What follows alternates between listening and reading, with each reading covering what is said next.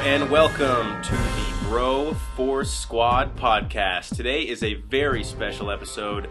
We are reviewing Westworld episode 7. That's the sound of my brain exploding. Before we get started, I am your host, Jeff Hornacek.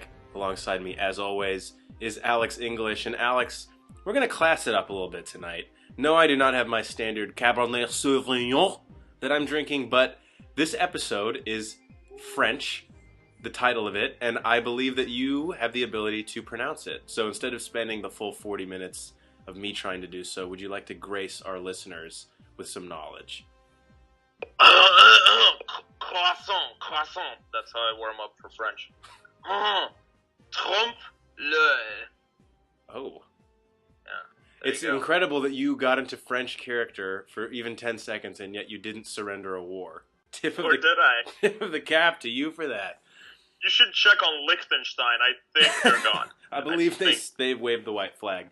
So those of you who have saw the episode, welcome. If you have not seen the episode and you're listening in, you're a sick fuck, and we are proud to have you. But we are going to spoil everything about Westworld episode 7. And there was a big reveal on this one. Although a lot of people, especially the fans on Reddit who have been, I have to say, incredibly out in front of this show in a lot of cases, got this one right. I know, Alex, you predicted it on the pod a few weeks ago. Do we want to get to the reveal now, or should we just save it for the end? How do you think we should go about this? I mean, we can, it's the elephant in the room. Obviously, Bernard is a host, as we joked about last week and on previous pods before. He's a really, really advanced toaster, as you put last episode. But they definitely saved the last 15 minutes of this episode to drop that on everyone. And I thought that even though we saw it coming and a lot of the internet saw it coming, I spoke to some people who don't keep up with theories, and they did not see it coming, and they basically shit their pants. To which I say, how did you not see it coming? And even though we did see it coming, I still thought they did it so well that it still was really satisfying for me as a reveal overall. What did you think? The best compliment you can pay a show like this, where they're trying to stay one step ahead of you and keep you guessing and sort of throw wrenches in the theories, is when you can even predict something and you still thoroughly enjoy it because it's so well done, so well set up, so well filmed, so well written. That's the ultimate tip of the cap, I think. And I guess the way we'll do this episode is because, again, there's kind of three parts of the story, three storylines that we follow. Since we're on Bernard, and this is kind of inverting the way that things transpired, but we were talking about that scene at the end where he takes Teresa into the basement, which I described, it looked like the murder basement from Girl with the Dragon Tattoo. And as someone who's seen a lot of murder basements in movies, the people who run them... And in real life. And in real life, of course. Every time I tour an apartment or something I'm considering living in, I say, well, how soundproof is the murder basement? Right. Oh, did I say murder? I just meant the basement. Sorry. Sometimes Freudian slip. Yeah. My bad. But they're always incredibly well kept. These people are OCD. Look, yes, I have a taste for flesh and blood, but I'm not a slob. Are you finding it kind of funny that, Robert Ford's murder basement is in perfect shape, yet, level 82 of the actual facility is, leaking water and has, electrical wire loose all over the place? Yeah, there's definitely some fire hazards on that floor, but we see where the facilities budget has gone to my secret murder room, Bernard. Right, because he controls all of this. All of this, as he so not so timidly reminded Teresa in that last scene. Poor Teresa. Poor Teresa. May she rest in peace. I didn't realize how much I liked her until I saw her brains on that brick wall in his basement. And I was like, you know what? I'm kind of going to miss you.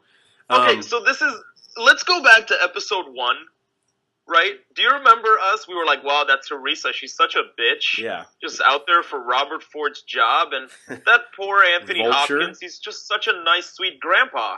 He just wants to run his... And it's like, boy, were we wrong. I mean...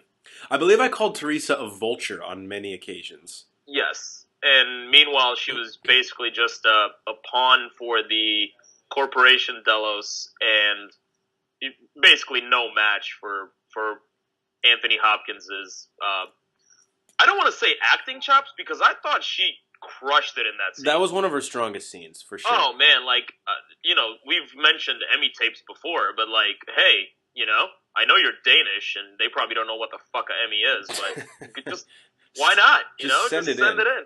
I think what we've realized with Delos and Robert Ford and sort of their relationship is Delos now is really just the lesser of two evils, because after we saw that Bernard was, in fact, Ford's creation, that he killed Teresa, who obviously is sort of a surrogate for the board and sort of running. She's at the mercy of their agenda because obviously she's an employee and wants to get ahead in the company.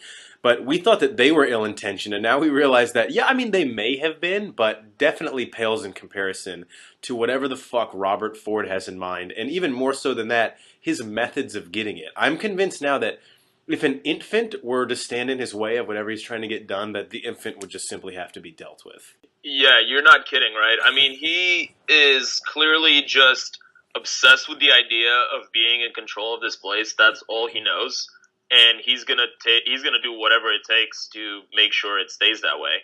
And we learn in this episode from the beautiful Tessa Thompson, her character, Charlotte, that she, when she's basically giving a little bit of exposition there for the audience. That was an interesting scene when they're talking in her room. When she greets her at the door completely naked, just telling her, hey, I'm in charge here, by the way. What a power I know you're move. older, and by the way, if anyone out there is trying to get a raise or a promotion, I recommend walking into your boss's office in a similar fashion. Nothing establishes I am the alpha in this conversation than doing something like that. Correct. It can only go well. I mean, yes, both of us have done it. We both got promoted immediately. So yes, test and case in point here. Now, Brian Banner, who of course is one of the five chairs on the pod, the fifth, of course, being our listeners at home, he actually wrote in a few thoughts on this episode, having just watched it, that he wanted to contribute. 3 specifically with the end scene. The first off, we were saying Anthony Hopkins is a god, which not a reference to him playing Odin in the Marvel Cinematic Universe, but for anyone out there, I don't know if there is a camp of people that said that he has been mailing in performances or that maybe he's kind of lost a step. This is going to shut up those critics incredibly quick. This is him. I'll just say it. This is him in peak form. This, I think, rivals his performance as Hannibal Lecter. I would love to hear your take on that. I mean, he definitely channeled that, right? Like, that was... we saw some just his face acting alone. Yeah. It is just unbelievable. I mean, he is absolutely terrifying. And almost in his older age, his face now has a lot of wrinkles and a lot of interesting areas that you don't normally see. And it just makes him look absolutely terrifying. Then you add to it what his actual plot is on the show, and you're like, holy shit, this dude could just fucking kill everybody. I know, it's just he could just kill everyone, and he wouldn't care. He would just turn around and pretend it's not happening, like he did in the scene when Arnold smashes, or I'm sorry, not Arnold, Freudian slip right there. We'll get to that though. When Bernard smashes Teresa's head against a wall. And speaking of that, Banner gets to this, kind of echoing my point. Banner says, I'm sad in a weird way that Teresa is dead. And I think that, again, is a testament to the writing of this show, where they can just sort of flip everything on its head. We've seen, and again, this has sort of been morphing the more and more we've gotten of Robert Ford, but originally Robert Ford was the sympathetic character and Teresa was the antagonist. And almost in the span of an episode or two, that entire dynamic changes, and I think at the moment that Bernard killed her, completely flipped on its head, and I felt really sad that Teresa died. And that just shows you the power of the writing in this show, that they can flip everything and make you feel completely different about characters that quickly. Right, and I mean, what I think is going to be interesting on a whim right now, if you had to guess, do you think we see that actress again in some shape or form? I'll say yes. And that's actually a great segue into Banner's last question. He says, do you think Teresa will come back as a robot designed by Robert Ford? Boom. Where basically he can implant her in with Delos. And then if he has a controlling stake in the board as well, I mean, who is even his opposition at that point? It's like him versus himself. I will add this. When they go into that basement, and every single line in the show has some sort of meaning. There's no reason they would put something in if it doesn't mean something. Yeah. Exactly. So they go down into the basement, and Teresa just has like a great. She's just like, what is this, Bernard? Like, what, because she sees like the machine that's like basically putting together a host, and she's just like, how is this happening right under our noses? And Bernard says something like, oh well, this is also a machine that built. He calls it something, I forget what it is, but it's like a machine that builds hosts. It's one of the older models, but it should have a host ready to go in about 3 days. It's like, okay, there's a reason that. Yeah, who is he building? Yeah, she's not. If he was already planning on building her, then she's now going to be missing for 3 days. So somehow he has to like answer for that, right? Correct. And I love how they had the line, not to get off topic too much, but we're like, Bernard asks about Elsie, and they're like, "Oh, this is her week on vacation." It's like, huh? When they get actors to not be on this show anymore, they're just like, "Oh yeah, they're just taking sick leave." She had a bit of a throat tickle, so we said, Yeah. one of us goes down, all of us do. You might as well go home. So I thought that was really interesting, like random little detail they added in there, and I'm sure it has some sort of meaning down the line, whether he's building a copy of her or who knows what else. And that actually ties me to probably my last question before we get into a really good theory that you had surrounding this twist. So they show, and again, you say they don't show us anything in this show or say anything without reason. Now, obviously, some lines are much more consequential than others, but there's no accident. Right. So they do show us that other blueprint, for lack of a better term, of a host on the table that Teresa's looking at that Ford is designing. And I texted you this right after I saw the show. I couldn't make out if that was a character we've seen before, but I don't think they showed us that on accident. And so do you have any guess as to who that is? When I saw it, my initial thought was, is that Tessa Thompson? Because it definitely looked like it had the profile of a female African American, I thought. Yeah.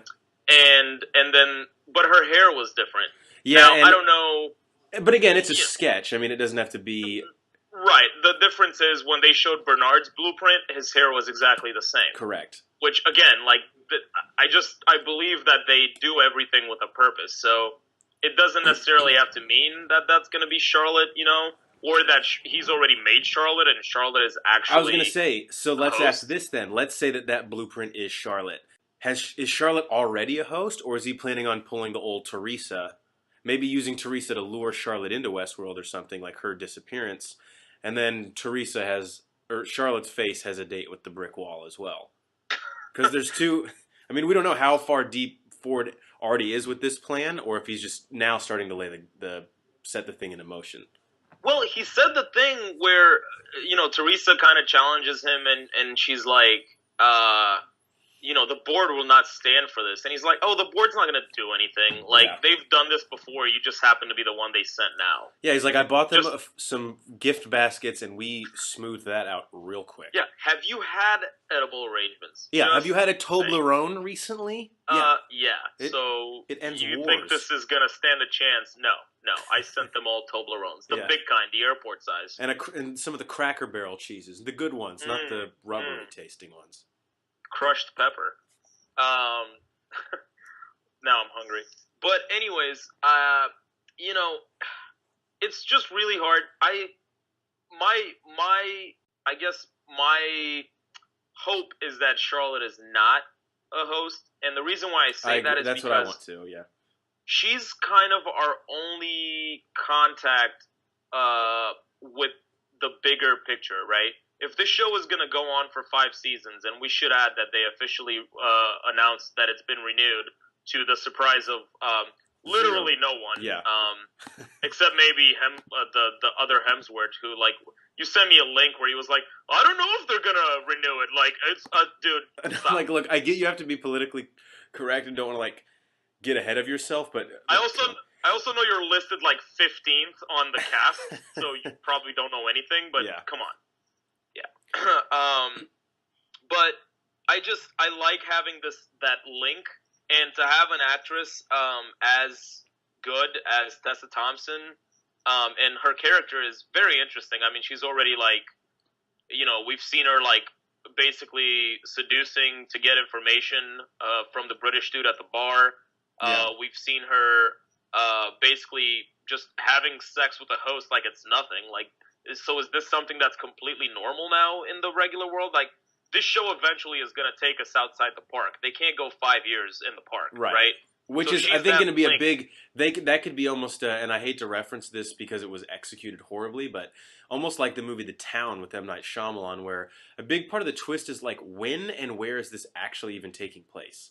Right. When are we going to have the, like, zoom out shot and we're going to be like, It's all oh, been in a snow globe this it whole was, by the way, time. it was The Village. The Town is the really good action bank robbery movie Right, with directed Jeremy by Renner and Ben Ben Affleck. Affleck. Ben Affleck, I know you're a big fan of the pod. My apologies for mistaking your movie with The Village. He's not now. Well, yeah. So we're gonna have to. Geiger's gonna be pissed, but I just fucking lost Affleck as a listener to the pod. Damn it.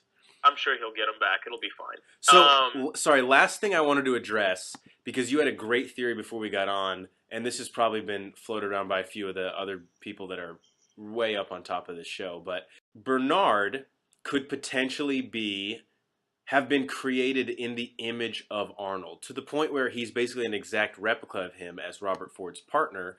And you had another interesting theory, because obviously a big portion of Bernard's screen time in the show so far has been his one-on-ones with Dolores. And of course there's the very popular theory that we have two timelines going on, one 30 years in the past involving William and Dolores, which we'll get to next, and then the present day one with the board and Delos and Robert Ford's new narrative. So with the Bernard talking to Dolores, and I'll let you explain it actually, what you think is going on here, and why this could be viable. Yeah, so I mean, you keep saying it's my theory. I just keep reading stuff, and I'm kind of like borrowing stuff from Reddit. I'm kind of adding my own thoughts to it. So it's all, I don't want to say that this is my theory. But if you think it's yours, come on and we will fight. Yes, bring it on, Reddit. So basically, it goes that we've seen Bernard in the present timeline. And then we see Bernard interviewing Dolores all the time, asking her all these deep questions about, like, troubling things that are happening to her and why her mind might be thinking a certain way. Right. And so the theory goes, obviously, I don't even want to call it a theory. The fact that there's two timelines is a fact. I'm as sure of the two timeline thing as I was about Hillary Clinton winning the presidency. as to say that who the fuck knows? They could just turn it over on our ass. At this point, on its ass, and then it's. But at this point, and I think I said this on one of the previous pods, but I think it could even be a bigger twist or a bigger reveal if it's all the same timeline at this point. Right, and they've just been fucking with us because they were saying, "Oh man, we're gonna make him believe so hard that this is two timelines, and then it's not, and that's gonna be the thing." That would be. But crazy. I just don't think there's enough. That's a troll job, and I don't appreciate troll jobs. Right. I don't want to be trolled by Jonathan Nolan, and I don't think he would do that to us. I would prefer not to be. But where was I going with this? So Arnold in the past talking to Dolores is actual Arnold still alive, and then in the future, yeah. So Bernard in the past, right? Because we know him as Bernard, is actually Arnold, and he's actually talking to Dolores because he's trying to basically make her be special, so to speak, so that maybe he knew that something bad was going to happen. Maybe he saw the craziness in Robert Ford, and he's like, I got to have some sort of a fail-safe in case this guy gets rid of me. I need to make sure there's something here that can stop him, and maybe Dolores is that weapon. She's basically like a virus he planted inside Westworld. Is like, if you take me out, she'll methodically bring this whole thing down. Exactly. Like, that's kind of what I think is happening. Now, the reason why some people have gone as far as to, like, examine his clothing. By the way, we love these psychos on the internet. Thank you. It's amazing. Like, so Bernard is, like, always kind of wearing, like, just regular business pretty contemporary business casual clothing. I like his look, by the way. Yeah, he usually has, like, a button unbuttoned, and he's just kind of, just looks pretty, like he went to Banana Republic. Whereas when we see Bernard talk to Dolores, he's looking a lot more, like, formal. Our past generations were always more formal than we were, right? Like, people used to go to baseball games in top hats. So, like, he's always wearing these, like, thick, really wool jackets, and it just looks like more old-timey clothing. So that kind of has, that's some solid ground for the theory. Part of what I think makes it fall apart a little bit is, like, we would have to be under the assumption that literally everybody else that works at Westworld and is actually a human was not alive when Arnold was there, or was not working at Westworld, because then they would just be like, oh, that's Arnold, that's not Bernard. Exactly. Right? But then that feeds into another theory that's kind of catching some steam, that basically every fucking person there is a host, right? Except for the board, and the board doesn't even know, and that's how deep that's how deep Robert Ford has God, it. that could be like an insane end of the show where he just realizes like everyone freezes, and you're like, oh my god, he's right. Yeah, something like that. So, yeah, it's a out there theory, but I mean, and I don't have.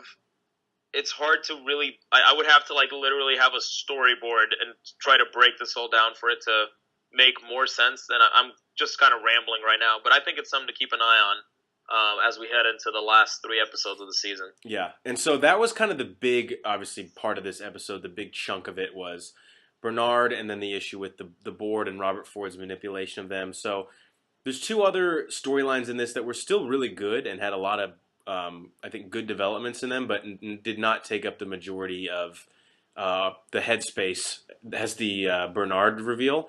And so the other one was William and Dolores finally got it on. Yeah. They've been sort of playing a little pussyfoot under the table for the better part of 5 or 6 episodes. And William has even told her that he's engaged in the outside world, and finally they succumb to their primal urges and get together here. Now, we agree that there's 2 timelines. Are we both in consensus that we also think that a big part of that, and probably the reason they're doing it, is that William is the Man in Black 30 years prior? Yes, I think 100. And this episode, I thought, went really far to prove that. Like, the stuff he tells her on the train, where he talks about how he's basically just been like a pussy in the real world, and he's like, I don't have to be a pussy here. That's basically what he was saying. Yeah. I mean, he was choosing his words a little better there, but basically he's like, I don't have to hide who I am. I can come here, and I can actually say what I want to say and do what I want to do, and learn something about myself that I could never actually learn in the real world, which is actually really ironic, right? Because this is a fake world. Yeah. This is the place where he can actually be himself. And so where their arc ends after they get together is I can't remember, is it El Lazo, the city they're going to? No, well, that's Lazo the person. Yeah. Lazo was the dude, yeah. They're going, they just left Pariah, and they were taking, by the way, how long were they riding in that train for? How big is this place? I don't know, but it felt like at least a day. Circles? Yeah, it felt like at least a day. Yeah, it's crazy. I mean, it was definitely night, and then it was day, but then we don't even really know how long nights and days are there, right? So basically, when they get dropped off, El Lazo tells them, hey, where you guys are about to go, like hardly anyone, if anyone, has ever been there. He basically is letting them know, he's like like you always make the analogy, this is like a video game. He's the character who's like, bro, this is like a secret level. Congrats. Right. It's I don't think he says barely. He says nobody has ever come back from there. Okay. Right. What if they walked to the edge of like that crazy wilderness and there's just like an invisible wall? There's like, programmers, like damn it. And Ed Harris is like, well, I was also in the Truman Show, so of course we have to tie it back in. Naturally. Right? Oh my God, Truman Show! It's the same character. That's it. That's what it's a sequel to Truman Show. Plot twist. And Banner had a really good point that I wanted to bring up, and this isn't so much pertaining to the plot, but he said in this episode at times it really felt like a real Western, which he liked. For example, the train ambush scene, and then obviously the Ghost Nation people sort of painting that cowboys versus Indians sort of motif again. I thought all that stuff was done incredibly well, and it's crazy how this does a great job of shifting gears and shifting genres so well, because it's amazing. We all know what's going on, but it still does feel like a Western. And when I remember watching the commercials before the show started, I was like, what the fuck is this? Like, how is this even going to make sense? Right. And like, oh, well, the people making it are geniuses. That's why it's going to make sense. That's how it's going to make sense, right? Yeah, I mean, the scene, like you said, with the nitroglycerin and blowing him up. Oh, that was so cool. That was so cool, yeah. And then, but then, again, like, in the past, when we've seen fire, like, the Man in Black had to, like, request had to basically Yeah. request a pyrotechnic effect. This time, that Lazo just kind of shot him, and it Which blew also up. plays into this was before like they had all their rules established in Yeah, they didn't Westworld. have like safety regulations. It was kind of like, the Wild West, pun very much intended. Thank God. Um, yeah. So it was very cool. I thought that scene, like you said, I thought it was very reminiscent of, all kinds of just classic Western movies where you're just having cowboys and Indians shooting at each other, arrows, bullets. There's horses. There's people falling off horses. There's horses kicking up dust. They're going in the woods. It was shot beautifully. It looked amazing. I'm still sometimes I watch the show and I'm like, how is this on TV? I know. Like I'm watching this in my pajamas on the couch. And Like it's why am something I not paying $15 to see this in IMAX? I exactly. don't get it. HBO has given us such a gift with their TV shows, and this is just like case in point as to how like legitimate the medium is now, and how not only the Yeah, actors you're getting, but the production and the budget that they're spending on it. It's just yeah, insane. it's unbelievable. Last thing I wanted to see what your thoughts were on. So the city, I guess it wasn't a city where they're clearly going to go. It almost looked like a valley or something. What do you think Right. that is? Is that the maze? Because is that where the maze is? Because what has to happen to make sense with the Man in Black in present day is William has to come up either short of the maze or like just find out what it is, and then for whatever reason, I don't know how Westworld works. If you buy like 2 weeks at a time, or if you get to like stay as long as you want till you just want to leave. Is it like a buffet? It's like do this. Actually, I think that if you go to the and I haven't done this, but again, some of the best psychos on the internet have. If you go to like the Discover Westworld site, Yeah. which is the official site of the show, they actually have like a license agreement on there, and it's like 30 pages long, and you can actually like read through everything, like all of the different. Yeah, it's absurd. So basically, I think the way it works is it's like it's like $40,000 a day, but then if you like stay for like 5 straight days, it goes down in price over like per day. It's kind of like they give you a deal. Oh, that's good. I mean, we're under the assumption that all these people are fucking millionaires, or else they would not be able to afford this, obviously. Right. And it's you have to think they're going to the maze, right? I mean, they're trying to kind of just like he's just kind of following Dolores, right? Yeah. Because when Olazo's like, "Hey, man, you should really come with me, and we'll do this other stuff," and then he looks at Dolores, and she just kind of gives him this look like, "Nah, I don't want to do that." And she obviously is being influenced by Bernard, who we think may be Arnold in the past. But for his Right. storyline to make sense in the future and him wanting to find the maze, he either has to like just get inside of it and then can't go in, or it has to Yep. fall short of getting into it, I think. Yeah, I agree with that. So I mean, it's called they keep calling it a maze. In a way, a canyon, especially like the part of the canyon that they seem to be heading for, could very well be interpreted as a maze, right? I mean, Yeah. you can easily get lost in there.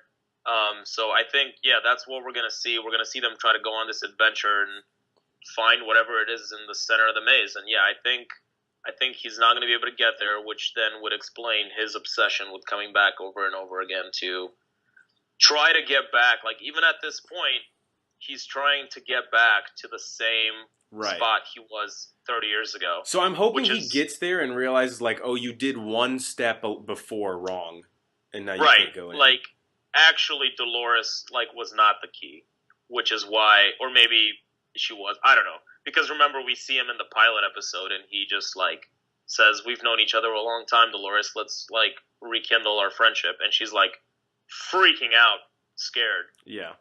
Because he takes her in that barn, and then who knows what happens, right? No one knows. No one knows. No one knows. It's fascinating. I can't I'm so pissed off that I have to wait a week for the show. No, and clearly the best with William and Dolores is yet to come in terms like they're going to pull some.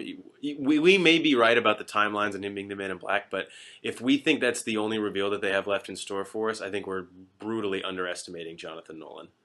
I agree, and I think that you're right. That timeline has been kind of lagging a little bit. Like when they switch to that, I'm like, okay, Yeah. I guess we have to see this for a while. Like, it's not the most interesting, but I think they're purposely kind of building that. They're kind of it's a lull, right? They're kind of It's a making slow us cook, forget about that before they just completely knock us over the head with a baseball bat. Exactly. And that's not a metaphor. I think they'll actually show up at our house and beat us Yes, senselessly. simultaneously in the houses of millions of Americans. Yep. They'll send hosts with bats, Louisville Sluggers. That'd be sick. So the last storyline we got in this show, and the one that I think has really hit its boiling point, is Maeve and her consciousness and her realization that, yeah, I'm a robot. Totally, like, I'm not worried about that. I'm smarter than you. And now we sort of see she has, because before we were wondering, like, what's her end game? What does she want? Just knowledge at this point? And now it seems like she's very angry at the people who created her, and she actually got, like, vengeful in this episode, and now is demanding to be taken to... Who did she ask to go to? The board or the host or the? No, she just wants to get out. Okay. She's like, I'm gonna leave this place. Yeah, fuck and this. That's where the two dudes. I finally learned their names. Sylvester and Felix are their names. Felix, I believe, is the Asian dude, and Sylvester is the really, really good actor with the beard. Yeah, Sylvester is the only one that has a shot at taking Anthony Hopkins' Emmy from him. Notice how they haven't been on screen together, because that would. I think Anthony Hopkins was like, no. The universe would implode in itself. Yeah, we're being so mean to that guy. I think he's probably gonna send us some hate mail, like, hey. But I mean, she's basically just trying to get out. She reminds me a little bit. Her storyline reminds me a little bit of the classic, robot becomes sentient. It's very much that. Like, I remember at the beginning of the show, we were saying we hope that this show doesn't become that. And I think overall the show is not that, but I think her storyline is that. Right. I was worried that Dolores... It's interesting because it's like the most grounded in humanity, I guess, because we feel for her so much, and we've kind of been with her every step of the way as she's learned this. Yeah. I don't know. What do you think? Yeah, so I was worried in the beginning of the show that would be Dolores's character arc. Obviously, there's much more going on with her that ties into everything else. But the question that I have, because we know, again, they don't show any of this for no reason, is how does what is going on with Maeve and her realization as to what she is and her desire to get out, how is that going to connect to everything else that's happening still? Because, again, it does seem the most independent of the storylines, yet it's happened in such literal close proximity to everything else. Like, she's just a floor down, maybe even on the same floor from where her friend, the big-eyed whore, is being used as a pawn to really set... Clementine, come on! Beg your pardon. Beg it. Which, by the way, is one of the most ridiculous phrases. Beg your pardon is a very desperate thing for anyone to ever say.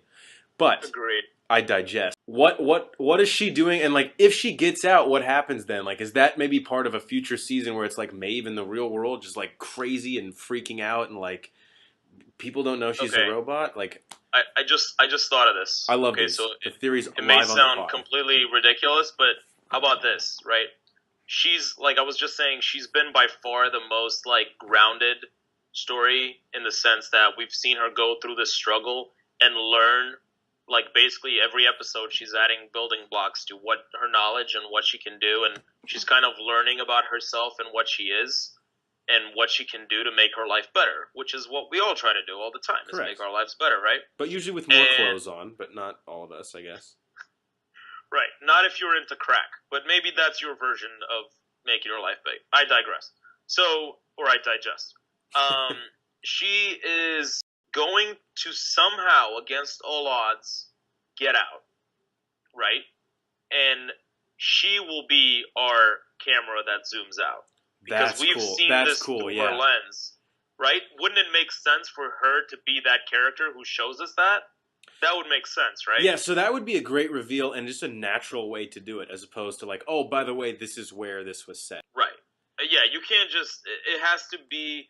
You've built this through 10 episodes, and now we're going to have the big aha, and it's going to happen through the lens of this character who has already seen all these different things that, we knew were happening, and we were seeing them as she was learning them, but then it's going to get to a point where all of a sudden the threshold, we are going to have the same level of knowledge as she does, and then she's going to take us over that threshold, and we're going to learn the next thing. And I think it's important to note, and I sent you this article earlier in the day, but Jimmy Simpson, the actor who plays William, has said that season 1 will not end with a cliffhanger. They'll tie up the loose ends, and I'm sure there'll be a big reveal, but they'll also set up season 2. And I think to your point, Maeve leaving and that sort of, she's kind of our point of view narrator. Then at that point, the camera zooms out and we see where everything is. That's a great setup for season 2 because they would still tie everything up, but you would also look at it and be like, whoa. Like, right, right, and I'm I ready for think season wherever 2. if they do that, which they might not. I mean, you never know. Again, I think it would be good for the show if they did because then it allows it to not feel so claustrophobic. You can't have, like I said, you can't have 5 seasons of just Westworld Park. Like, that's just not going to work. Right. Eventually, you have to expand. You have to make the world bigger and seem more real and grounded in reality. Whatever it is, whatever that pan out shot is going to be, when we find out what is actually happening outside of these walls, if there even are walls, I think is not necessarily going to be a cliffhanger. It's going to add to everything we've already seen and make it that much more satisfying, and then set up the second season, which is exactly what Jimmy Simpson was saying. It would just accomplish everything that a good show does in its finale. The last thing I want to get to, and then obviously if you have anything else, bring this up, but Banner did point out, and I was... By the way, I think you've said that like 3 times. This is why this show is great. You're like, the last thing... Yeah. No, really, this is the last thing. It's like, I'll just one more bite. Okay, fine, I ate the whole fucking cake. What do you want from me, Mom? What do you want? What do you want, Mom? God! Banner pointed out Elsie obviously got kidnapped at the end of episode 6, or at least, like, grabbed in the house where she was tracking the feed that was apparently being uploaded by, I guess, Arnold to capture some of the information in the park. We did not see her in this episode. She was referenced. Where do you think she is? Banner says she's tied up, and I think as a theme in the show, naked somewhere is also his prediction. I'm going to say he may be half right, and I won't say which half. That's for you at home to discuss. What do you think is going on with her? And I really hope we find out this next episode, and it's not just like something at the end like, oh yeah, by the way, Elsie's dead. Yeah, no, they can't do that. They can't make that character go away for more than an episode. I think we're definitely going to see her on this upcoming Sunday. Let's see. The name of the episode is Trace Decay. Of course it is. Right. That's natural. And yeah, I think we're definitely going to see her. I stand by my theory that she was actually captured or taken or whatever you want to say by Hemsworth. Mm-hmm. What's his character's name? We should probably learn that at some point. Yeah, maybe we'll learn it by episode 10. Yeah, if he's lucky. And it was funny because we saw him in this episode, but I don't really think that takes away from that guess because So what? Maybe he put her somewhere. He put her in a room, gave her some food and water, and said, "I'll see you after my shift." Yeah, like it doesn't really mean anything. Take it from me personally, it doesn't take that long to kidnap someone and then get back to work. Right. Okay. Nice. So yeah, I'm still staying strongly by that guess. And I think she hasn't. Yeah, she definitely. We haven't seen the last of her in this season, and I think in seasons to come. She has kind of become the audience, basically. Like, she knows just about as much as we do about what is going on. Like, we're just kind of realizing it and how fucked up everything actually is, which is the exact way that she would phrase it. Like, and if you had to guess of everyone we've seen, like, there's no way she's a host, right? I mean, you can never count it out with this show, but, like... If she's a host, I'll actually be pretty disappointed, because she seems the most genuine. Not only, like, I know the hosts act real, but, like, the way that she sees everything with, not a naivety, but, like, she sees things for the way they are. Naivete. There we go. Found it. Yeah, because she's the audience, basically, is the way that I've kind of come to see her character. Yeah, I agree with that. So I think we're definitely seeing her this week. I think we're definitely going to get a little bit more of the Dolores Williams storyline. And I wouldn't be surprised if we don't get that much Robert Ford. Yeah, I was going to say that too. Because he needs to rest up. He really needs to get a good night's sleep after that episode.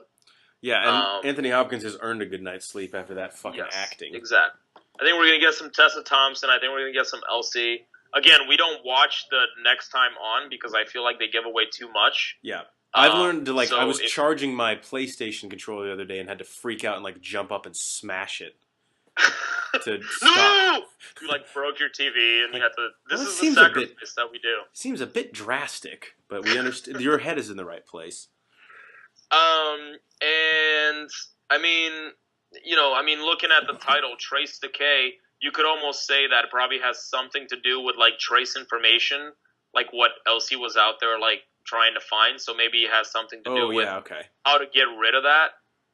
Like a big part of this episode, a big part of the conversation that Charlotte had with Teresa in her room was how, all this data that we're collecting here, this isn't just for like idiots to come and like have sexual and violent fantasies. Like, we're using this for a bigger. Yeah, I mean that's definitely part of it, but there's other things going on Exactly. as well. Yeah. So, whatever it is, I'm so pumped, and I absolutely can't wait till Sunday. I used to be like, can't wait till Sunday for NFL. Now I'm like, this season, I don't know.